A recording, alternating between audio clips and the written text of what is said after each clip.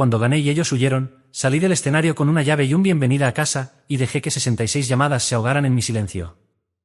Yo soy Amelia Clarke, tengo 32 años y me encontraba sola, de pie sobre el escenario de la industria creativa, sosteniendo mi premio mientras los aplausos resonaban. Sin embargo, sin mi familia en el público, aquel reconocimiento se sentía vacío.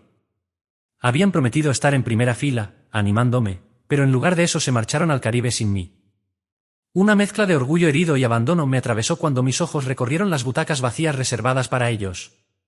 Crecí en los suburbios de Boston, en una casa de estilo colonial que desde fuera parecía sacada de una postal perfecta, jardín impecable, padres exitosos y una fachada que transmitía estabilidad.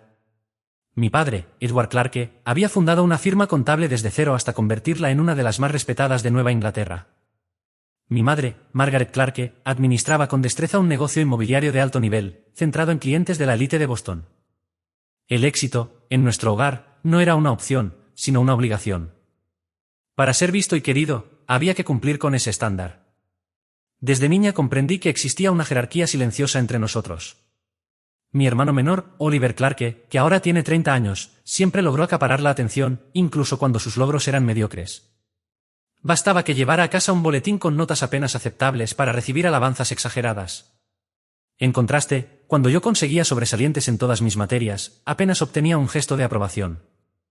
Recuerdo que cuando Oliver fue aceptado en el equipo juvenil de baloncesto, mis padres organizaron una barbacoa en el jardín.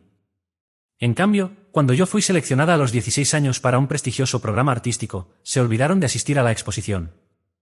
Mi hermana, Charlotte Clarke, de 28 años, adoptó otra estrategia, aprendió pronto que la forma más sencilla de sobrevivir en nuestra familia era convertirse en el reflejo exacto de nuestros padres. Eligió seguir los pasos de mi madre en el sector inmobiliario, copiando incluso su estilo de vestir y sus gestos. Jamás cuestionó nada, simplemente se adaptó para mantener la armonía. Yo, en cambio, pensaba que si me esforzaba lo suficiente, si acumulaba logros, tarde o temprano mis padres me mirarían de verdad. Me entregué por completo al diseño gráfico, con la esperanza de que cada nuevo éxito fuera el detonante que despertara su orgullo. En la graduación de secundaria, fui la oradora principal por ser la mejor estudiante. Ellos estaban allí, sí, pero revisaban constantemente sus relojes y se marcharon en cuanto terminé para asistir a un evento de recaudación de Oliver, quien buscaba fondos para un viaje de servicio comunitario en Guatemala. Un viaje, por cierto, que abandonó a mitad porque lo consideró demasiado intenso. La historia se repitió en la universidad. Me gradué en la Escuela de Diseño de Rhode Island con honores, y el comentario de mi atuendo no resultaba lo suficientemente profesional. Mi padre, por su parte, pasó gran parte de la ceremonia respondiendo correos en el teléfono. La cena de celebración posterior se canceló abruptamente porque Charlotte tuvo un pequeño accidente de tráfico y necesitaba atención inmediata. Era siempre lo mismo, mis logros minimizados, mientras las crisis menores de mis hermanos eran magnificadas. Incluso las fechas importantes parecían diseñadas para que no me sintiera incluida, vacaciones familiares planificadas durante mis momentos clave, cumpleaños ignorados o celebrados con indiferencia, regalos de Navidad que revelaban lo poco que conocían mis intereses. 5 años después de graduarme, había conseguido consolidar una carrera en Horizon Creative, una agencia boutique de diseño en Boston. Empecé como diseñadora junior, y tras incontables noches sin dormir y fines de semana sacrificados, ascendí a líder creativa senior. Mi portafolio se volvió cada vez más sólido, aunque yo seguía anhelando un reconocimiento de mayor alcance. La oportunidad llegó con un proyecto decisivo, una cadena hotelera nacional buscaba renovar por completo su línea de lujo. Querían algo moderno pero atemporal, arriesgado y elegante a la vez. Durante 3 meses me entregué por completo a esa campaña, mezclando ilustraciones hechas a mano con las técnicas digitales más innovadoras. El lanzamiento fue un éxito rotundo. La clientela aumentó en un 20% solo en el primer trimestre, y las revistas especializadas empezaron a hablar de mi trabajo. Ese proyecto me otorgó la nominación al Premio Apex, uno de los galardones más prestigiosos del sector. Ganadores anteriores habían logrado abrir sus propios estudios, publicar libros y convertirse en referentes del diseño. Cuando recibí la carta con la nominación, llamé enseguida a mis padres. «Qué bien, cariño», respondió mi madre con un tono distraído mientras tecleaba en su computadora. «¿Qué día es la ceremonia?» «El 15 de septiembre, viernes por la tarde, en el Grand Meridian Hotel. Tengo 2 entradas extra, quería que ustedes vinieran». «Déjame revisar la agenda». «Sí, creo que podremos ir. Tu padre tiene una conferencia esa semana, pero regresa el jueves por la noche. Lo lograremos». Por primera vez en mi vida adulta, sentí que tal vez presenciarían un logro que significaba todo para mí. Me permití tener esperanza. Incluso les envié invitaciones formales con todos los detalles, aunque ya se los había mencionado en persona. En los días previos al evento, me di un lujo, compré un vestido de gala en azul medianoche que realzaba mi cabello castaño rojizo y mi piel clara. Estaba lista para brillar. Practiqué mi discurso de aceptación, aunque me repetía que no debía ilusionarme demasiado con la idea de ganar. Para mí, que mis padres estuvieran presentes ya sería suficiente triunfo. 2 días antes de la ceremonia, llamé para confirmar los últimos detalles. Oh, Amelia, la voz de mi madre sonaba nerviosa. Justo iba a llamarte. Ha surgido algo inesperado. Sentí como el estómago se me hundía y un frío desagradable me recorría el pecho, ese mismo peso de decepción que conocía tan bien. ¿Qué ocurre esta vez?, pregunté, intentando ocultar la amargura de mi tono. Tu hermano ha estado muy estresado con su nuevo puesto. Ya sabes, acaba de empezar en esa firma de inversiones. Tu padre y yo pensamos que la familia necesita unas vacaciones de emergencia. Volamos mañana a las Bahamas. ¿Toda la familia? ¿Y la ceremonia?, pregunté, incrédula. Bueno, Charlotte también irá. Oliver necesita todo nuestro apoyo en este momento. Estoy segura de que lo entiendes, esta promoción ha sido muy dura para él. Apreté con más fuerza el teléfono. Mamá, este evento es el momento más importante de mi carrera. Te lo conté hace meses. Habrá otras ceremonias, cariño. La familia siempre va primero. Oliver necesita este descanso. La llamada terminó con vagas promesas de compensarlo en otro momento y con palabras huecas sobre cómo estarían pensando en mí esa noche. No hubo disculpa, ni reconocimiento de lo que habían decidido dejar pasar. Pasé el resto de la tarde entre lágrimas y rabia, hasta que me convencí de que asistiría sola. No iba a permitir que su ausencia ensombreciera mi logro. Me lo debía, con o sin ellos en la audiencia. La noche de la ceremonia llegó con un clima otoñal perfecto. Pedí un coche por aplicación hasta el Gran Meridian Hotel y observé desde la ventana cómo parejas y familias bajaban juntas en la entrada. Yo, en cambio, avancé sola hacia las puertas ornamentadas, rodeada de mujeres en vestidos de gala acompañadas por orgullosos esposos y hombres de traje junto a padres sonrientes. Incluso mis compañeros de Horizon Creative habían llevado amigos o parejas para celebrar. Amelia, luces espectacular, me llamó Sophie Williams, la directora de nuestra agencia, con su esposo a su lado, apoyando una mano cariñosa en su espalda. Gracias, contesté con una sonrisa fingida, intentando transmitir seguridad. Ustedes también se ven muy bien. ¿Dónde está tu familia?, preguntó Sophie, mirando alrededor. Había reservado una mesa entera pensando que se unirían a nosotros. Inventé una excusa amarga en mi lengua. Tuvieron una emergencia de último minuto, un viaje familiar que no pudieron posponer. Sophie frunció ligeramente el ceño. Qué mala suerte que haya coincidido justo con tu gran noche. Asentí en silencio, incapaz de hablar más sobre el tema.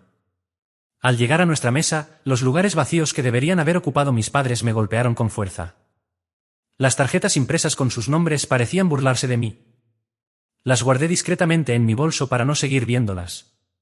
Durante la cena mantuve conversaciones cordiales con mis colegas, aunque dentro de mí crecía un vacío constante. Cuando llegó el postre, ya no tenía apetito. Moví el pastel de chocolate por el plato mientras comenzaban los anuncios de los premios. Primero las categorías menores, mejor tipografía, excelencia en diseño web, talento emergente. Cada ganador subía al escenario acompañado de gritos de apoyo de su gente en la sala. Yo aplaudía de manera mecánica, revisando mi teléfono de vez en cuando. Nada. Ningún mensaje de mi familia, ninguna señal de que recordaran lo que estaban perdiéndose. Y ahora, el momento que todos hemos estado esperando, anunció el presentador. El Apex Award por innovación revolucionaria en diseño. Mi categoría. El corazón me latía con fuerza. En la pantalla gigante comenzaron a proyectar vídeos de los proyectos nominados. Mi trabajo de rebranding para el Hotel Azura apareció entre aplausos y murmullos de aprobación del público. Y la ganadora de este año hizo una pausa dramática al abrir el sobre. Amelia Clark por la colección de rebranding del Hotel Azura. El salón estalló en aplausos. Mis compañeros de mesa se levantaron de inmediato, aplaudiendo con entusiasmo. Yo me puse de pie con las piernas temblorosas, alisando mi vestido mientras avanzaba hacia el escenario. El recorrido me pareció eterno, al mismo tiempo, demasiado breve. Siempre había imaginado ese instante con mis padres en la audiencia, viendo por fin su orgullo reflejado en sus rostros. No a través de comentarios posteriores. Recibí el pesado trofeo de cristal bajo un reflector que casi me cegaba. Me ajusté al micrófono y respiré hondo. Gracias al Comité Apex por este honor tan increíble, comencé, con una voz más firme de lo que esperaba. El discurso que había practicado empezaba con un reconocimiento a mi familia, pero lo cambié sobre la marcha. Quiero expresar mi más profundo agradecimiento a mis mentores en Horizon Creative, especialmente a Sophie Williams, quien me dio la libertad de arriesgarme en este proyecto. Seguí agradeciendo al equipo del cliente, a mis colegas, incluso a mi primer profesor de diseño, que me impulsó a seguir este camino. Hablé sobre la importancia de la autenticidad en el arte comercial, sobre el delicado equilibrio entre las necesidades del cliente y la integridad creativa. En ningún momento mencioné a mi familia. Cuando terminé, el público se puso de pie en una ovación que me arrancó lágrimas contenidas. Esa ovación debió haber sido compartida con quienes me conocían desde siempre. En cambio, eran extraños los que celebraban mi éxito, mientras los míos brindaban con cócteles en una playa. El cóctel posterior fue un torbellino de felicitaciones, intercambio de tarjetas y promesas de futuros proyectos. Todo se sentía surrealista, como si estuviera viviendo dos realidades paralelas, la mujer premiada en el escenario y la hija ignorada en casa. Sonreía de manera automática, como si me moviera en piloto automático, mientras sostenía con fuerza el premio que se hacía más pesado con cada minuto que pasaba. Cuando la multitud comenzó a dispersarse, terminé sola, de pie junto a uno de los ventanales altos que ofrecían una vista impresionante del horizonte de Boston. «Un espectáculo magnífico, ¿no cree?», dijo una voz masculina a mi lado. Giré la cabeza y me encontré con un hombre mayor, impecablemente vestido con un traje de tono carbón. A pesar de rondar los 70 y tantos, su porte seguía siendo erguido y firme, y sus ojos azules tenían una agudeza que no dejaba escapar nada. Había algo en el que me resultaba vagamente familiar, aunque no lograba ubicarlo con certeza. «Sí, es realmente hermoso», respondí. Harold Whitmore se presentó, extendiendo la mano. Mi respiración se entrecortó. Harold Whitmore era una verdadera leyenda en el mundo del diseño. Sus proyectos icónicos de los años 70 y 80 habían transformado por completo el arte comercial e influenciado a generaciones enteras de diseñadores, incluyéndome a mí, Amelia Clarke. Logré darle la mano, aunque mis nervios eran evidentes. «Admiro profundamente su obra, señor Whitmore». «Llámame Harold», dijo con una sonrisa breve. «Y debo decirte que también estoy familiarizado con tu trabajo. La reestructuración de ese hotel fue una ejecución brillante. Merecías el reconocimiento de esta noche». Agradecí de corazón aquellas palabras, emocionada de que alguien de su categoría se hubiera tomado el tiempo de fijarse en mi diseño. Harold me observó con atención durante unos segundos y comentó: «Te escuché mientras dabas tu discurso. Fue impecable, lleno de contenido y transmitido con pasión. Sin embargo, noté que tu mirada parecía buscar a alguien en el público». La sinceridad de su observación me dejó sin defensas. Mi familia iba a acompañarme, pero decidieron irse de vacaciones en lugar de estar aquí, admití. Él asintió lentamente. «Ellos son quienes pierden». A partir de ahí, conversamos durante casi media hora. Harold me hizo preguntas muy agudas sobre mi proceso creativo, escuchó con genuino interés mis respuestas y compartió algunas anécdotas fascinantes de su carrera. En ningún momento trató de darme frases vacías sobre mi situación familiar ni de minimizar mi dolor, simplemente reconoció la realidad y mantuvo el enfoque en mi trabajo. Cuando el personal comenzó a desmontar la sala y la velada llegaba a su fin, Harold sacó algo de su bolsillo y lo colocó en mi mano. «Creo que esto podría serte útil, Amelia», dijo. Al mirar, descubrí una antigua llave de bronce, con dientes extraños y un símbolo en forma de espiral entrelazada grabado en la cabeza. «¿Qué significa esto?», pregunté, desconcertada. Harold sonrió con un brillo en los ojos. «Bienvenida a casa», respondió de forma enigmática, entregándome además una tarjeta con una dirección en el centro de Boston y una hora escrita, 8 de la noche del día siguiente. «Esa llave abrirá más que una simple puerta». Antes de que pudiera hacerle más preguntas, desapareció con una sorprendente agilidad para alguien de su edad. Me quedé sosteniendo la llave, girándola entre mis dedos, tratando de comprender el sentido de aquel gesto. Cuando salí a buscar transporte de regreso, mi bolso comenzó a vibrar. Primero una vez, luego otra y otra. Al tomar el teléfono, me quedé helada, 66 llamadas perdidas. Al revisar, todas eran de mi familia, 20 de mi madre, 15 de mi padre y el resto repartido entre Oliver y Charlotte. ¿Qué podía haber provocado tal desesperación justo la noche en que habían decidido abandonarme? Ya en mi apartamento, me quité los tacones y me senté en la orilla de la cama, todavía con el vestido de gala, mirando el teléfono. Además de las llamadas, había docenas de mensajes de voz y una cadena interminable de textos, cada uno más urgente que el anterior. Con un presentimiento sombrío, reproduje el primer mensaje de voz. Amelia, llámame inmediatamente. Oliver ha tenido una reacción alérgica grave. Estamos en el hospital. Por favor, llámame. El segundo mensaje, media hora más tarde, era todavía más desesperado. ¿Dónde estás? ¿Por qué no respondes? Tu hermano está en estado crítico. Creen que fue algo en el plato de mariscos durante la cena. Llámame ahora mismo.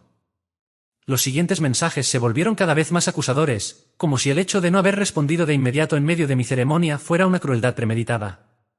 Amelia Margaret Clarke, no puedo creer que nos ignores en una emergencia familiar.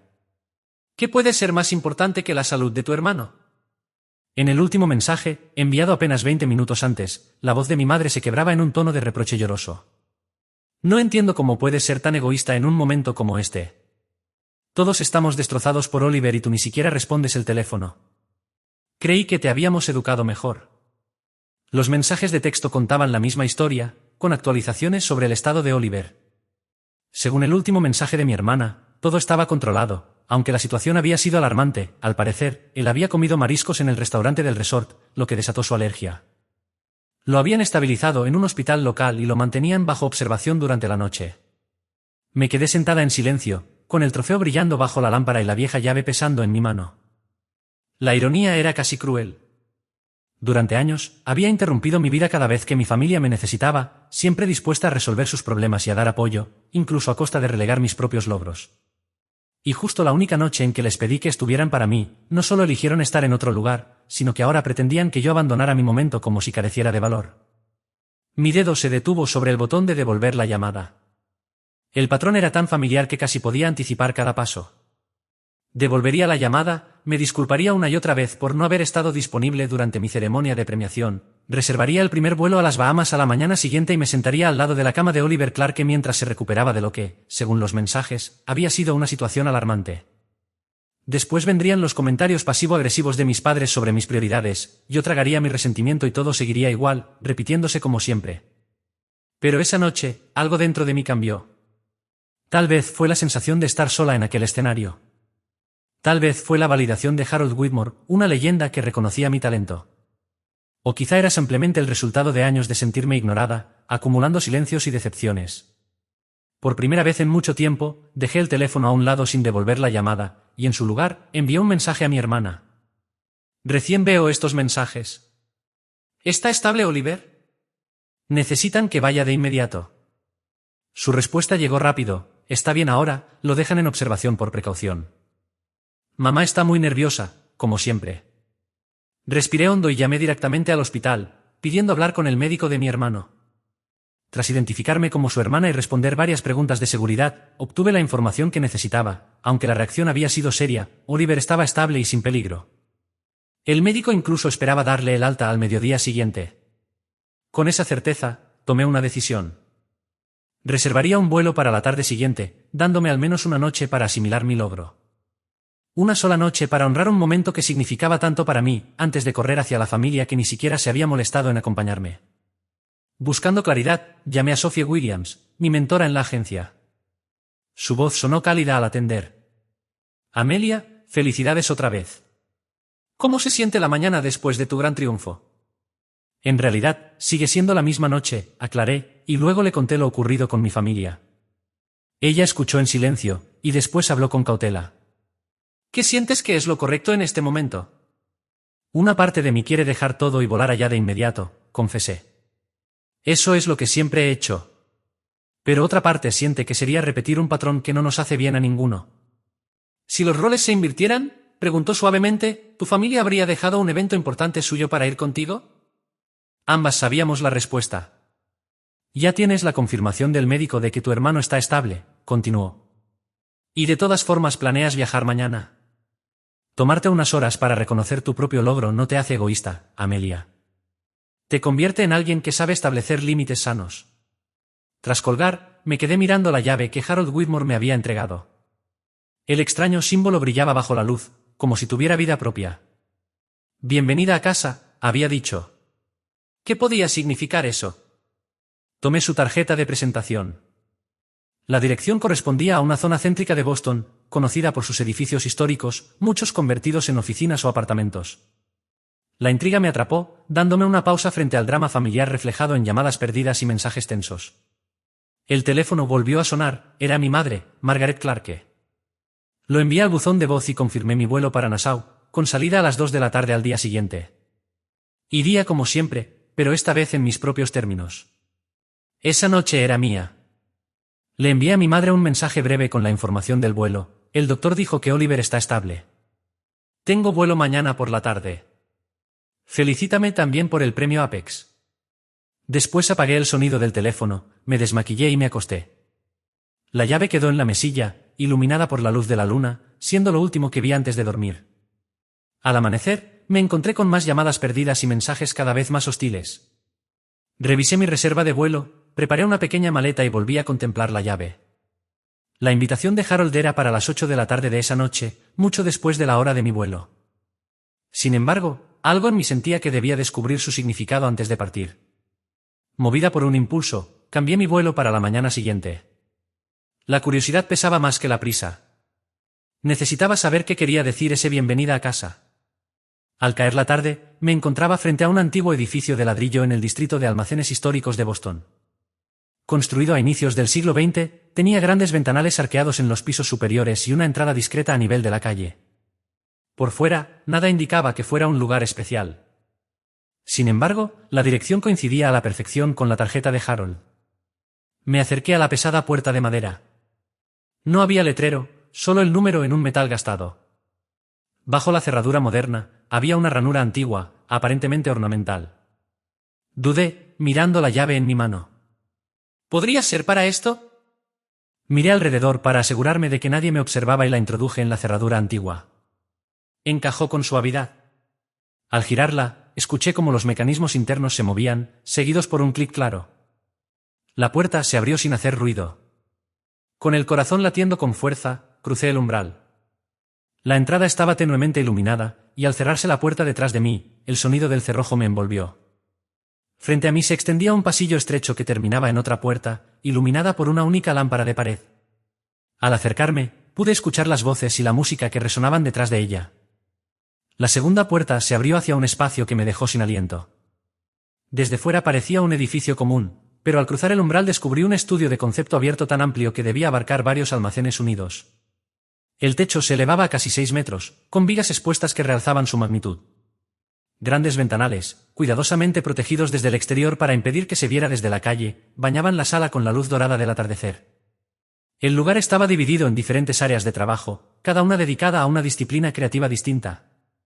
Había secciones con imprentas antiguas y modernas, estaciones digitales equipadas con la tecnología más avanzada, estudios de fotografía, rincones para la pintura, espacios para escultura e incluso un pequeño escenario que parecía diseñado para representaciones teatrales. Sin embargo, lo que más me impactó fueron las personas, unas 30, de edades muy variadas, se movían por el lugar, ya fuera concentradas en sus proyectos individuales o conversando en pequeños grupos. El ambiente vibraba con una energía creativa que nunca antes había experimentado. Amelia Clarke, escuché una voz familiar. Me alegra que nos hayas encontrado. Era Harold Whitmore, que se acercaba hacia mí con una expresión cálida y aprobatoria. Vestía ropa sencilla, unos vaqueros y una camisa de botones, pero aún así mantenía un aire de elegancia natural. Casi no vengo, confesé. Mi situación familiar. Y, sin embargo, aquí estás, observó él con serenidad. Tal vez eso diga mucho sobre lo que en realidad necesitas en este momento. Me indicó que lo siguiera, y mientras caminábamos por el estudio, varias personas me saludaban con gestos cordiales, algunas con evidente curiosidad. ¿Qué es este lugar?, pregunté, impresionada por todo lo que veía. Lo llamamos simplemente el colectivo, explicó Harold. Existe desde hace casi 70 años, aunque este espacio ha sido nuestro hogar durante las 2 últimas décadas. Somos una comunidad de profesionales creativos que creemos en algo más profundo que la competencia y el aislamiento. Nos detuvimos frente a una pared repleta de obras enmarcadas, ilustraciones, fotografías y diseños que abarcaban diferentes épocas. Reconocí el trabajo de varios artistas célebres, incluso algunas de las piezas icónicas de Harold. Todos aquí estuvieron alguna vez en tu misma posición, continuó. Personas con talento y ambición, pero solas en su camino creativo. Les faltaba ese sentido de pertenencia que convierte el arte en algo no solo exitoso, sino verdaderamente significativo. ¿Cómo lo supiste? Pregunté, refiriéndome a mí. Harold sonrió. Reconocí la mirada. Yo mismo la tuve cuando, hace décadas, recibía premios mientras buscaba en el público los rostros de quienes nunca estaban. Hizo una pausa antes de agregar, mis padres nunca aceptaron que eligiera el diseño en lugar de la carrera de derecho de la familia. Jamás asistieron a un solo evento de mi industria, convencidos de que tarde o temprano volvería a lo que ellos consideraban mi destino. Sé lo que es alcanzar logros en medio de una ausencia. Me condujo a un rincón más tranquilo, donde varias personas estaban reunidas alrededor de una mesa. Todos levantaron la vista cuando nos acercamos y me recibieron con sonrisas hospitalarias. Esta es Amelia Clarke, nuestra más reciente ganadora del premio Apex, anunció Harold. Amelia, te presento a algunos de nuestros miembros. Las presentaciones fluyeron con naturalidad. Conocí a Teresa Reynolds, una fotógrafa cuyo trabajo yo había admirado en prestigiosas publicaciones, a James Carter, cuyas innovaciones tipográficas habían revolucionado las interfaces digitales, y a Lucy Green, arquitecta reconocida internacionalmente por sus diseños sostenibles.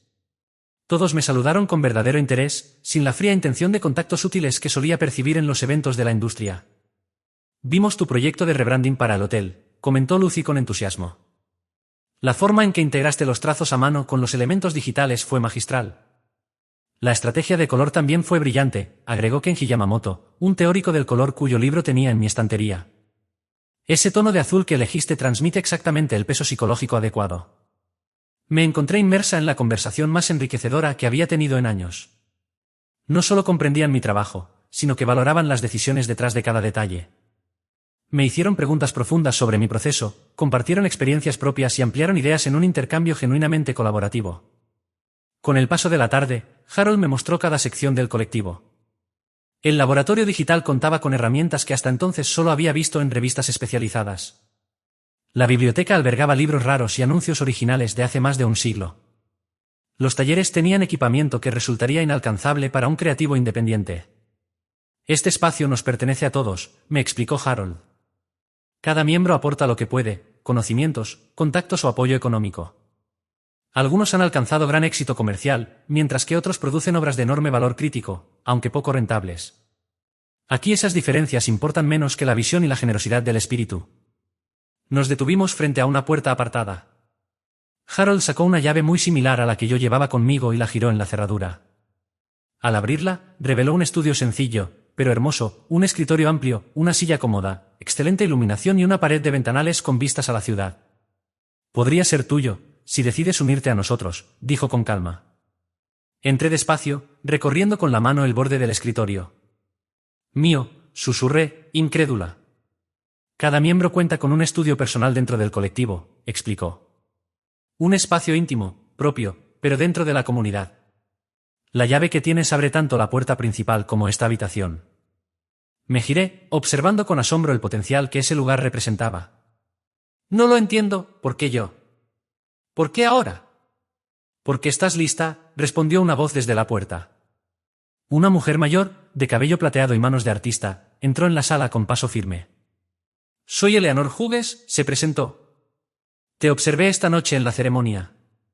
Me encontraba sola sobre aquel escenario cuando pronuncié mi discurso de aceptación.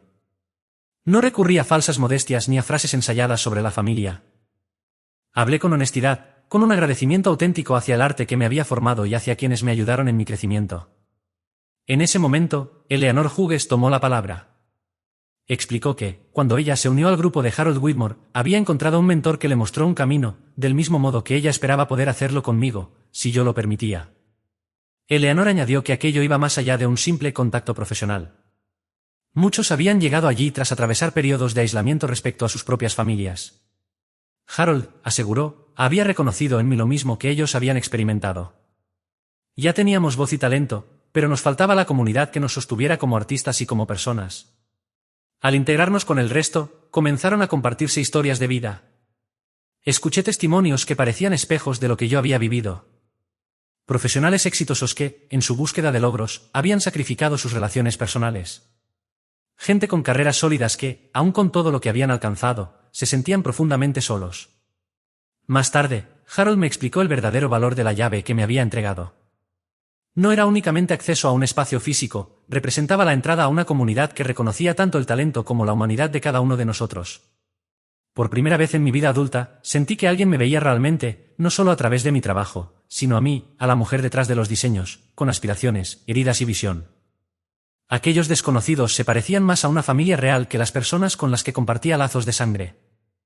Ya cerca de la medianoche, mencioné que debía viajar temprano al día siguiente. Harold me preguntó si se trataba de mi hermano. Asentí. Oliver Clark estaba estable, pero mi familia esperaba que yo me presentara. Me cuestionó si iría, y tras pensarlo unos segundos, respondí que sí. No por rendirme a sus exigencias, sino porque, con los ojos abiertos, había tomado la decisión de estar allí. Ese matiz lo cambiaba todo. Harold asintió con aprobación, el colectivo seguirá aquí cuando vuelvas. Esa llave es tuya, pase lo que pase mañana. Antes de retirarme, revisé mi teléfono, que había permanecido en silencio toda la noche. Otra vez, docenas de llamadas perdidas y mensajes urgentes. Pero algo había cambiado, ya no me llenaban de ansiedad ni de culpa, sino de una claridad nueva. Recordé lo que Harold me dijo al entregarme la llave, bienvenida a casa. Y comprendí al fin su significado. Hogar no era aquel lugar donde siempre luché por un reconocimiento que nunca llegó. Hogar era ese espacio en el que me valoraban por quien era, sin condiciones ni comparaciones. Guardé la llave con cuidado en el bolsillo, como un amuleto que me daría fuerzas frente a lo que me esperaba en las Bahamas. El vuelo a Nassau pasó rápido, entre pensamientos de resolución y expectación.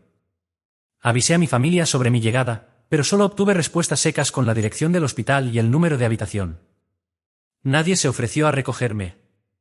Tomé un taxi directo al Hospital General de Nassau. Llevaba mi maleta pequeña y la llave bien resguardada en el bolsillo, tocándola de vez en cuando como recordatorio de pertenencia. La habitación de Oliver fue fácil de localizar, pues se escuchaban las voces de mi familia desde el pasillo. Respiré hondo y entré. La escena fue exactamente como la había imaginado. Oliver estaba recostado en la cama, pálido pero lejos de un estado crítico, distraído con su teléfono. Mi madre, Margaret Clark, se encontraba junto a él, ajustando innecesariamente las almohadas. Mi padre, Edward Clark, hablaba por el móvil cerca de la ventana, ignorando las normas del hospital. Y mi hermana Charlotte Clark acomodaba unas flores en el alféizar. Sus reacciones al verme tampoco sorprendieron. Finalmente, mi madre habló con tono cargado de reproche. «¡Qué detalle que aparezcas un día después de la emergencia!» «Hola, mamá», respondí sin alterarme. «Oliver, ¿cómo te encuentras?» Él levantó la mirada un instante y contestó. «Mejor, me darán el alta en 1 hora». «¿Dónde estabas ayer?» «Mamá intentó llamarte como 100 veces». «¿66?» «En realidad», precisé. Estaba en la ceremonia de los premios Apex, la misma de la que les hablé hace meses, a la que todos habían prometido asistir antes de decidirse por ese viaje de último momento. Mi padre interrumpió su llamada y me lanzó una mirada severa. «Este no es el momento para discutir eso, Amelia. Tu hermano pudo haber muerto». «Pero no murió», respondí. Según su médico, se estabilizó pronto y nunca estuvo en peligro de vida tras el primer tratamiento. «¿Y cómo sabes lo que dijo el médico?», preguntó mi madre, indignada. Anoche llamé directamente al hospital cuando vi todas las llamadas perdidas. Hablé con el doctor Méndez para obtener información precisa. Mi madre reaccionó como si hubiera cometido una falta grave. ¿Llamaste a su médico sin consultarnos? Necesitaba datos claros para organizar mi viaje de manera responsable, contesté con calma. Expliqué con calma lo que había sucedido.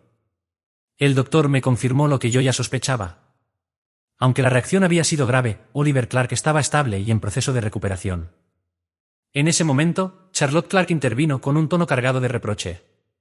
«Así que decidiste que tu pequeña fiesta de diseño era más importante que estar aquí para tu hermano». Algo dentro de mí se quebró. Años de aceptar la indiferencia hacia mis logros, de minimizar mis propias necesidades y de adaptarme a la jerarquía implícita de la familia se vinieron abajo con esa injusticia. «¿Mi pequeña fiesta de diseño?», repetí con voz firme. Era la ceremonia de los Apex Awards, el mayor reconocimiento en mi industria, un logro por el que he trabajado toda mi vida profesional.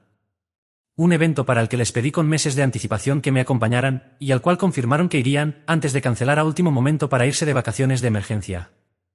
Oliver necesitaba, comenzó mi madre, Margaret Clark. Necesitaba un descanso de su nuevo trabajo estresante. Sí, ya escuché esa excusa, la interrumpí. Pero, ¿en qué momento esa necesidad justificaba romper un compromiso conmigo?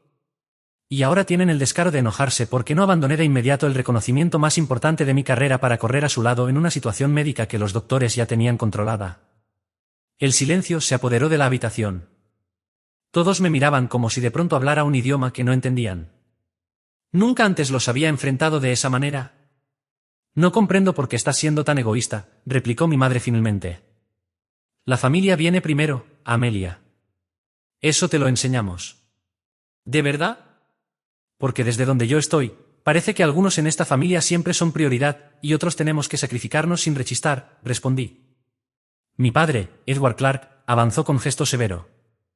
Ya basta, Amelia. Tu hermano estuvo en el hospital. Esa ceremonia de premios que tanto mencionas podía haberse reprogramado. No pude evitar reír con amargura.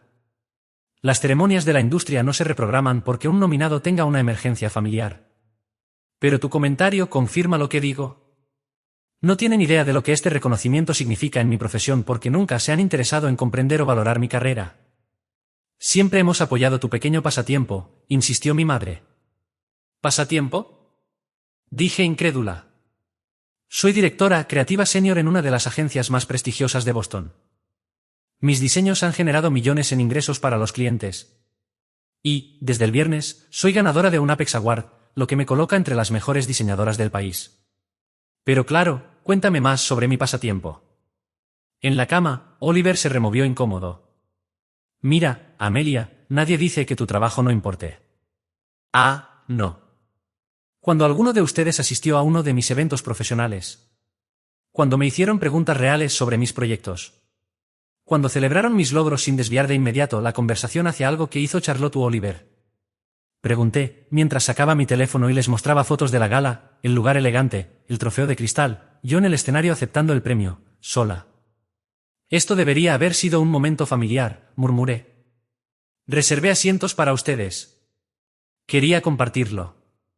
Pero en vez de verlos en la primera fila, tuve que buscar entre el público unos rostros que habían elegido estar en otro lugar. No tuvimos elección, era una emergencia, insistió mi madre. Fue una elección, como todas las veces anteriores que decidieron poner las ansiedades de Oliver o las comodidades de Charlotte por encima de mis momentos importantes. Es un patrón que ha marcado mi vida, y recién ahora lo reconozco. Les mostré más imágenes, esta vez del Collective, el espacio vibrante, la comunidad de creativos, Harold Whitmore y Eleanor Hughes sonriendo conmigo. Mientras ustedes me hacían sentir culpable por no dejar todo por una no emergencia, encontré personas que sí valoran lo que aporto al mundo.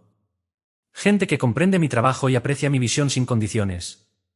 ¿Qué es este lugar?, preguntó Charlotte con un ceno fruncido, mirando las fotos. Se llama The Collective. Es una comunidad de profesionales creativos que se apoyan entre sí, tanto en lo artístico como en lo personal.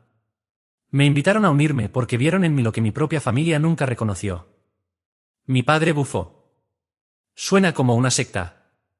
Por supuesto que así lo verías, le contesté. Dios no permita que alguien me aprecie por quien realmente soy, sin tratar de minimizarme. Mi madre se levantó con el rostro enrojecido. No voy a quedarme sentada escuchando estas acusaciones. Te lo dimos todo, Amelia.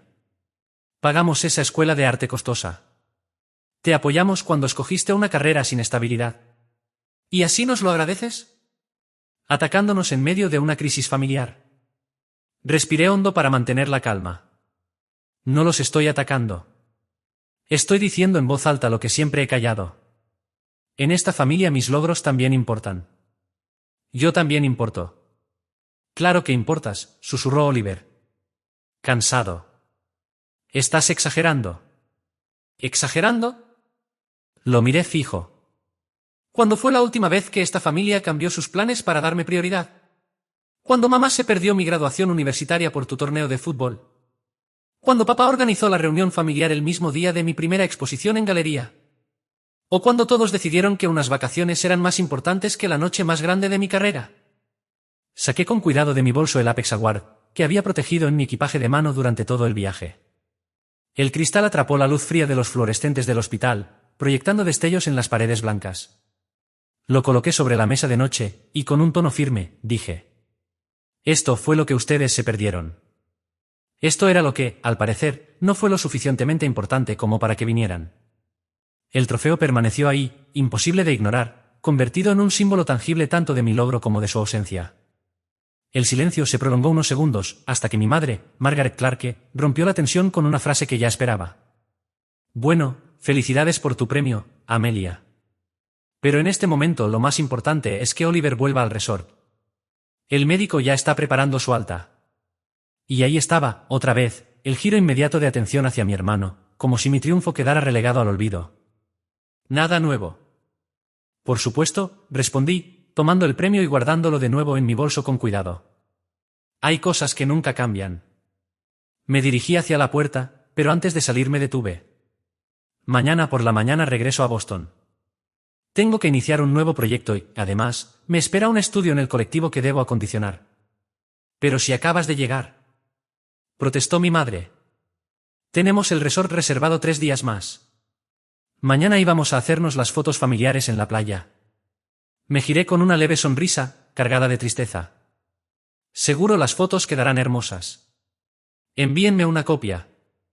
Así podrán colocarla junto al marco vacío donde debería estar la imagen de mi ceremonia de premiación.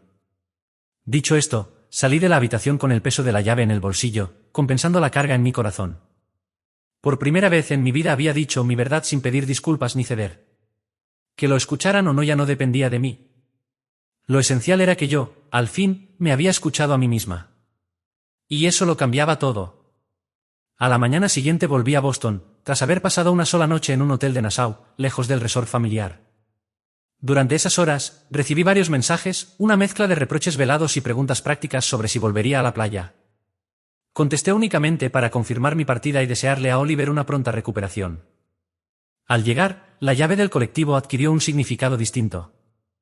Ya no era solo una invitación misteriosa, sino una decisión consciente de priorizar mi propio bienestar y desarrollo. Cuando abrí la puerta del lugar, tuve la sensación de ingresar a un mundo nuevo. Harold Whitmore me esperaba en el vestíbulo, como si hubiera sabido la hora exacta de mi llegada. «Bienvenida de nuevo», dijo con sencillez. «¿Cómo estuvo Nassau?» Corto y esclarecedor, respondí. Asintió con comprensión. «¿Quieres ver tu estudio?» La habitación que había visitado brevemente antes de mi viaje se había transformado por completo. Aunque los muebles básicos seguían ahí, el espacio ahora estaba lleno de materiales de arte, libros de referencia relacionados con mi especialidad y un equipo de cómputo avanzado con programas de diseño ya instalados. ¿Cómo hicieron esto?, pregunté mientras acariciaba una silla ergonómica que parecía hecha a mi medida. Todos colaboramos, explicó Harold. Teresa Reynolds recordó que te había gustado su sistema de iluminación y pidió que instalaran uno igual aquí. James Carter pensó que apreciaría su colección de referencias tipográficas. El ordenador fue donado por Kenji, que recientemente había renovado el suyo. Las lágrimas amenazaron con salir. Apenas me conocían, sin embargo, habían preparado aquel espacio con tanta dedicación. No tienes ninguna obligación de usarlo ahora mismo, añadió Harold con serenidad. El estudio es tuyo, vengas cada día o solo una vez al mes. Aquí entendemos que los ritmos creativos son diferentes para cada persona. Esa noche conocí a más miembros de la comunidad. Cada conversación era auténtica, sin máscaras ni intereses ocultos. A diferencia de los eventos de networking, donde todo se siente como un intercambio disfrazado, allí las ideas fluían libremente y las colaboraciones surgían sin cálculos ni condiciones. Con el paso de las semanas, el colectivo se convirtió en mi refugio, un lugar donde procesar el cambio radical en mi relación con mi familia. Mis padres, tras volver de las Bahamas, enviaron una larga carta en la que expresaban su decepción por mi actitud y me pedían reflexionar sobre las prioridades familiares. Yo respondí con pocas palabras. Estoy reflexionando profundamente sobre prioridades y límites. Espero que ustedes hagan lo mismo. Más tarde, Charlotte Clark me llamó, supuestamente para saber cómo estaba, aunque en realidad buscaba transmitirme que nuestros padres se sentían muy heridos por mi conducta. Cuando me negué a disculparme, suspiró exageradamente y dijo: «Siempre has sido complicada, Amelia». «¿De verdad te costaría tanto ceder, solo una vez?» «Sí, me costaría», contesté. «Al menos me costaría algo esencial en mí, y ya no estoy dispuesta a perderlo». Oliver me envió un mensaje agradeciendo que hubiese ido hasta Nassau, pero evitó cualquier mención al conflicto o a mi premio. Le respondí con cortesía, aunque mantuve la distancia que había decidido establecer.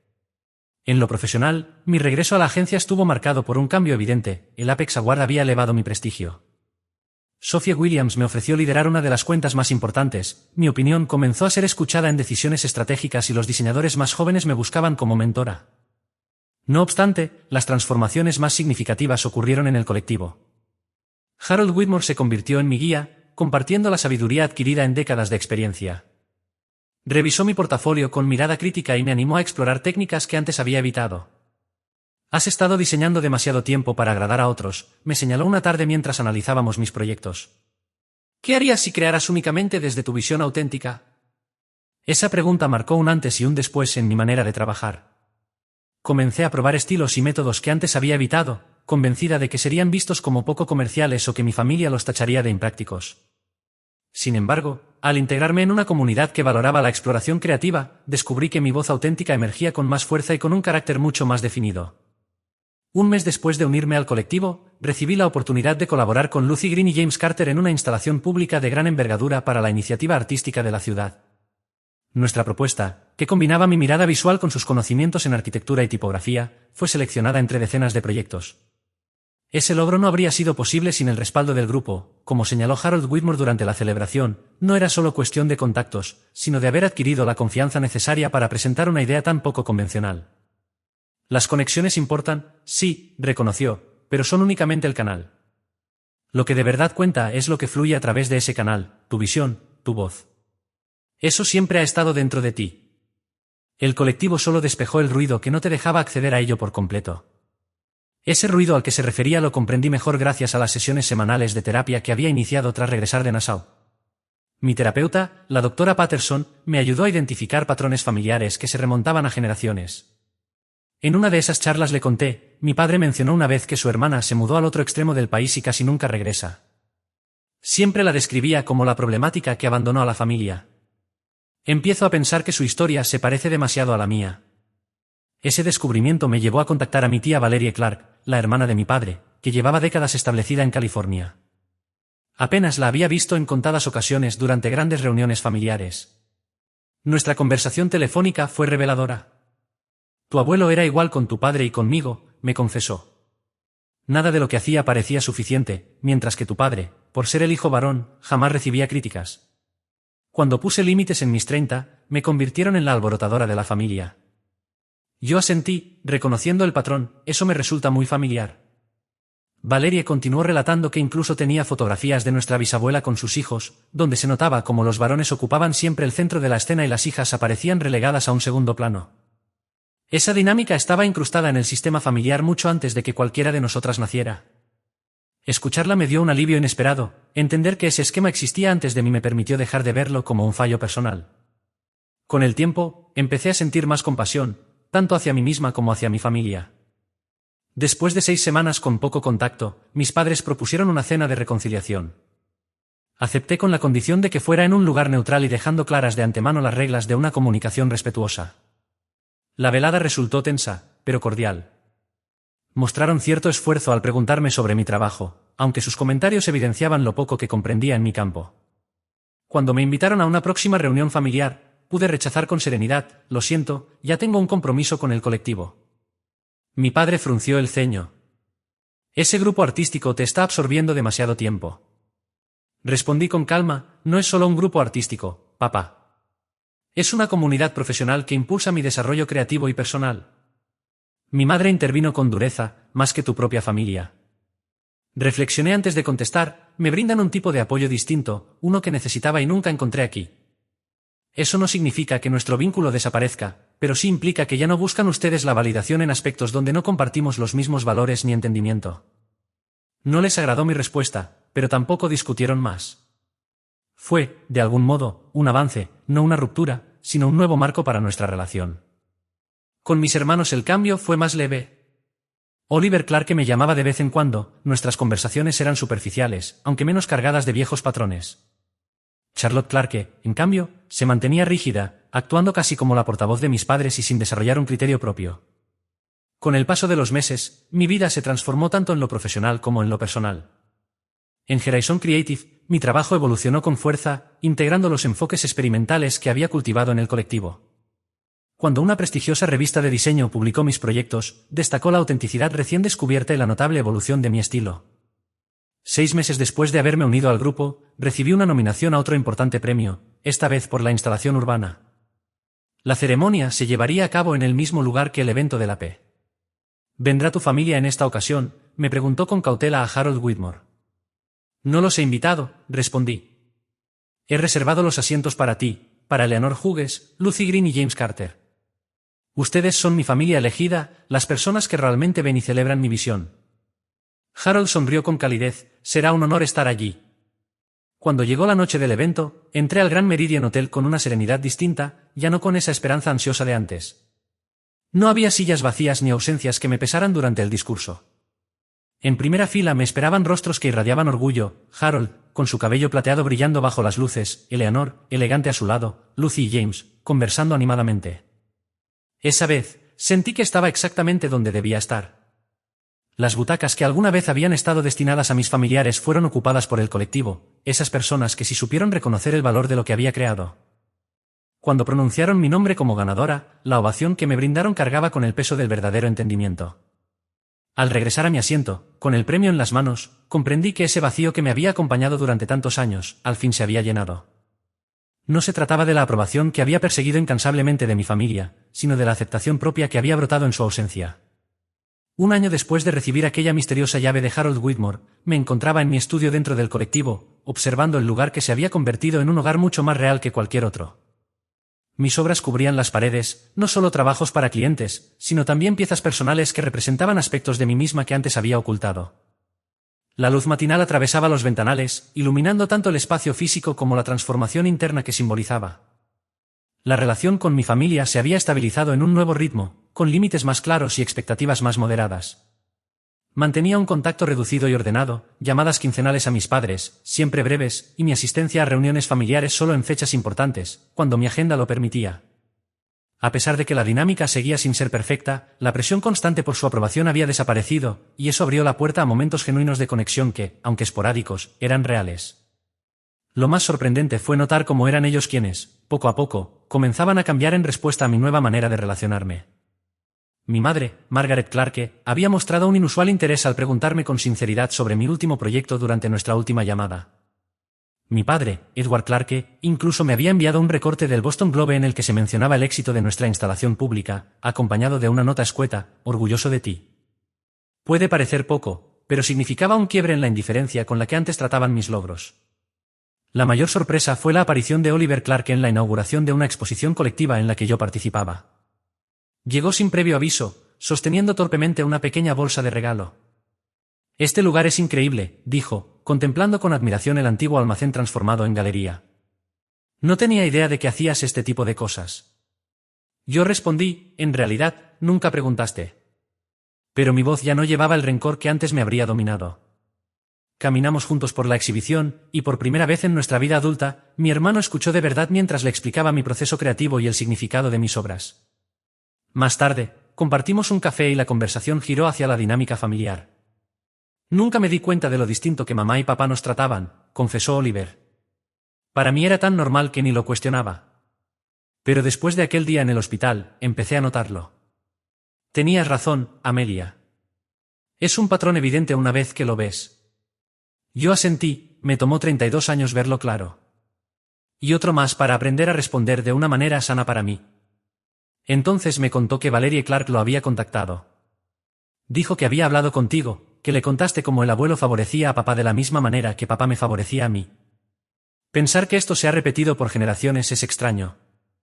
Los patrones se repiten hasta que alguien los rompe, reflexioné. Oliver asintió con seriedad. Quiero hacerlo mejor con mis hijos algún día, no seguir con esto. Esa conversación marcó un antes y un después en nuestro vínculo. Aunque nunca llegaríamos a ser hermanos extremadamente unidos, logramos construir una base más honesta, fundada en reconocer las dinámicas familiares en lugar de aceptarlas ciegamente. Charlotte Clark, en cambio, seguía siendo la más resistente. Continuaba aferrada al papel de reflejar los valores de nuestros padres. Sin embargo, incluso ella comenzó a hacerme preguntas tímidas sobre mi trabajo en el colectivo, como si una parte de ella intuyera la libertad que yo había encontrado y quisiera explorar lo que eso significaba para su propia vida. Mientras mi familia de sangre iba adaptándose, aunque lentamente, a los límites que yo había establecido, mi lugar dentro del colectivo se fortalecía cada vez más. Inspirada en el ejemplo de Harold Whitmore, empecé a orientar a artistas más jóvenes que llegaban al grupo, especialmente a aquellos que, como yo, cargaban con relaciones familiares complicadas. La llave que Harold me había entregado aquella noche colgaba ahora de mi cuello, convertida en un colgante gracias a uno de los artesanos del colectivo. Solía tocarla en los momentos difíciles, como un recordatorio físico del lugar donde realmente pertenecía. El colectivo también había evolucionado. Con nuevos miembros y proyectos, nuestras instalaciones colaborativas comenzaron a llamar la atención de organizaciones artísticas en distintas partes del país, lo que nos abrió puertas a comisiones en otras ciudades. Era el inicio de algo mucho más grande, y yo, por primera vez en mi vida, me sentía plenamente en mi lugar. Viajaba con frecuencia en representación tanto de Horizon Creative como del colectivo, asistiendo a diversos eventos de la industria. Durante uno de esos desplazamientos recibí una noticia que me sacudió: Harold Whitmore había sufrido un leve infarto. Sin pensarlo, tomé el primer vuelo de regreso. Cuando llegué, lo encontré en casa, ya recuperándose, tan obstinado como siempre, restando importancia a lo sucedido. No es más que un recordatorio de mi propia mortalidad, me dijo con serenidad cuando lo visité. A mi edad no es necesariamente algo negativo. Hace que uno piense en el legado que dejará. Lo miré con firmeza y respondí: tu legado es extraordinario, Harold. El colectivo ha tocado la vida de cientos de personas durante décadas. Él sonrió y tomó mi mano con afecto. El legado solo importa si continúa creciendo. Ahora tú formas parte de eso, Amelia. Cuando te vi de pie en ese escenario, sola, hace un año, no solo reconocí a alguien que necesitaba al colectivo, sino también a alguien de quien el colectivo necesitaba. Un mes más tarde, ya completamente recuperado, Harold y yo regresamos al Hotel Grand Meridien. Esta vez no era yo quien recibía un reconocimiento, sino quien entregaba un premio. Mientras me encontraba frente al podio, con Harold sentado en primera fila, recordé inevitablemente aquel instante, un año atrás, cuando había buscado en vano los rostros de mi familia entre el público. Con voz firme compartí mi reflexión con la audiencia. El verdadero sentido de pertenencia no radica en el lugar del que venimos, sino en donde somos vistos y valorados por quienes somos en esencia. A veces ese lugar aparece en los sitios menos esperados, rodeados de personas que no están obligadas a querernos, pero que deciden apreciarnos de todos modos. Tras la ceremonia, caminamos juntos por el vestíbulo del hotel. Fue entonces cuando observé a una joven diseñadora, de pie cerca de la salida. Sujetaba con fuerza su portafolio, intentando contener las lágrimas. Su postura, la forma en que sostenía el mentón a pesar de la decepción evidente en sus ojos, me conmovió profundamente. Harold siguió mi mirada y murmuró: «Me recuerda a alguien». Asentí en silencio y busqué en mi bolso una pequeña caja con varias llaves de réplica, un obsequio que Eleanor Hughes había entregado a los miembros veteranos del colectivo. «Dame un momento», le pedí. Me acerqué a la joven y me presenté. Conversamos unos minutos sobre la ceremonia, sobre su proyecto nominado, que no había ganado pero reflejaba un gran potencial, y sobre su pasión genuina por el diseño pese a la escasa ayuda profesional que había recibido. Antes de despedirnos, le puse la llave en la palma de la mano y le dije, igual que Harold había hecho conmigo: a veces el reconocimiento que buscamos llega desde fuentes inesperadas. Le entregué además mi tarjeta, en cuyo reverso había escrito la dirección del colectivo. Mañana, a las 7 de la tarde, esta llave abrirá algo más que una puerta.